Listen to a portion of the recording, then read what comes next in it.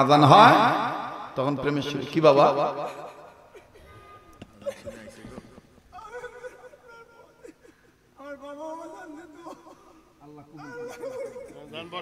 জি আল্লাহ কবুল করুন, জোরে করে আমিন।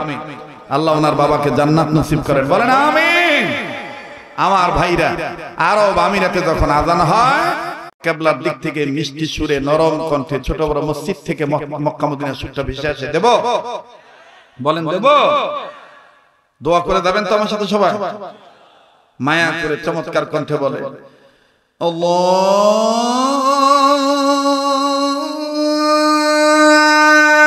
আকবার,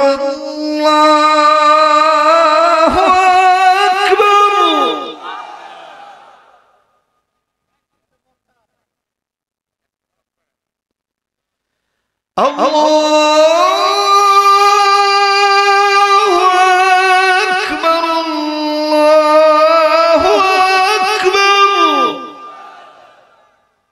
ভাল লাগে খালি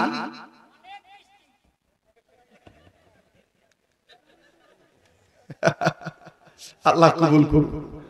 বাস ভাই, যারা দাঁড়িয়ে আছেন যে যেখানে আছেন বসতে পারলে বসে পড়ে, দোয়া হবে। তবে দোয়ার আগে সারা জীবন যেন সুস্থ থাকতে পারে, অভাব যেন জীবনে না আসে, মরণের সময় যেন ঈমান নসিব হয়। এই তিনটা সম্পদ আমরা চাই কি চাই না? বলেন চাই কি চাই না? এই তিনটা সম্পদ পাবেন একটা সুন্নতের উপর যদি আমল করেন। সব সুন্নত বরকতওয়ালা, তোর মধ্যে একটা সুন্নত হলে ভালো করে শুনে।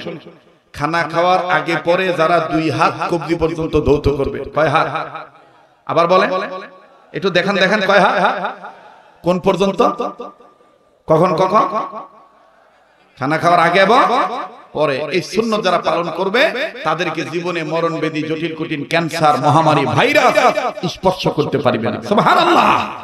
তাদের যদি ঋণ থাকে আল্লাহ গায়বী নুসরত দ্বারা তাদেরকে ঋণ পরিশোধ করার ব্যবস্থা করে দিবে। মরণের সময় সুন্নতওয়ালা উম্মতের বরকতে কালেমা পড়তে পড়তে ঈমানের সহিত মৃত্যুবরণ করিবে। সুবহানাল্লাহ। আমার ভাইরা, এইরকম সুন্নত আমরা মানতে পারবো তো ইনশাআল্লাহ? এই লক্ষ্যে আমি সামাজিক অবস্থান যেন রাসূলের আদর্শবান হয় সে চিন্তা করে আমি একটা কিতাব লিখেছি, সুন্নতের রাসূল। যুবক ভাইরা, কলেজের ছেলেরা বন্ধু হয়ে বন্ধুকে সুন্নতের কিতাব গিফট করবেন, স্টাডি করবেন, রিসার্চ করবেন, পড়বেন, জ্ঞান অর্জন করবেন, সুস্থ থাকবেন, নূরানি হবেন, বরকতওয়ালা হবেন। যে মায়েরা পর্দা করে না, মা বোনদের জন্য একটা কিতাব লিখেছি, জান্নাতি নারীর বৈশিষ্ট্য। আপনারা নিয়ে যাবেন। যে মা স্বামীর খেদমত করতে চায় না, ছেলে মেয়েদেরকে সুশিক্ষায় শিক্ষিত বানাইতে চায় না, আপনারা সে মায়ের জন্য একটা কিতাব নিয়ে যাবেন। আর এবছর 3টি কিতাব নতুন করে লিখেছি। এর মধ্যে একটি কিতাব আমার হাতে এসেছে, বই বাজারেও বই মেলাতেও আমার এই কিতাবগুলি পাওয়া যায়। যে কিতাবটার নাম হলো মৃত মানুষ কথা বলে। সাহাবায়ে কেরাম মৃত্যুর পরেও কিভাবে কথা বলেছেন, শহীদগণ কবরে যাওয়ার পরে কিভাবে কথা বলেছেন, আউলিয়া কেরামগণ মৃত্যুর পরেও কিভাবে কথা বলেছেন। আমার ভাইরা, কোরআন সুন্নাহ থেকে আমি এই কথাগুলি এখানে নোট করে নিয়ে এসেছি। যাদের প্রয়োজন যদি আপনার কাছে থাকে, আমি বলেছি, দেখেন আমি যদি বলতাম যে এতক্ষণ ওয়াজ করেছি আমাকে হাদিয়া দেন, 100 টাকা 500 টাকা একটু চা খাবার দেন, অনেকে দিতেন, কিন্তু আমি ওইভাবে চাইবো না। আপনারা বাড়িতে যাওয়ার সময় আমার একটা কিতাব নিয়ে যাবেন। আপনার এই 100 টাকায়, মাত্র দাম হলো 100 টাকা, আপনার এই 100 টাকায় আমার মাদ্রাসার ছাত্রদের খানার জোগাড় হবে। আমার পক্ষ থেকে জনকল্যাণমুখী বহুমুখী যত কাজ আছে সে কাজের ফায়দা হবে। আপনি নিয়ে যাবেন। আমার মোবাইল নাম্বার, হোয়াটসঅ্যাপ নাম্বার, যোগাযোগ ব্যবস্থা প্রত্যেকটা বইয়ের ভিতরে দেওয়া আছে। আল্লাহ তাআলা সবাইকে ইসলামের পক্ষে আল্লাহর জন্য অর্থ ব্যয় করার তৌফিক দান করেন।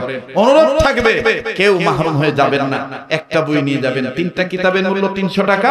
যার মন চায় একটা নেবেন, আর যার মন চায় 2টা নেবেন, যার মন চায় 3টা একসাথে নেবেন। আল্লাহ তাআলা সবাইকে কবুল করেন। সুবহান রাব্বিকা রাব্বিল ইজ্জাতি আম্মা ইয়াসিফুন ওয়া সালামুন আলাল মুরসালিন ওয়ালহামদুলিল্লাহি রাব্বিল আলামিন। এক্ষুনি দোয়া হবে। আমার কোন কথায় আচরণে কষ্ট পেয়ে থাকলে মাফ করে দিবেন, বেঁচে থাকলে আবার দেখা হবে।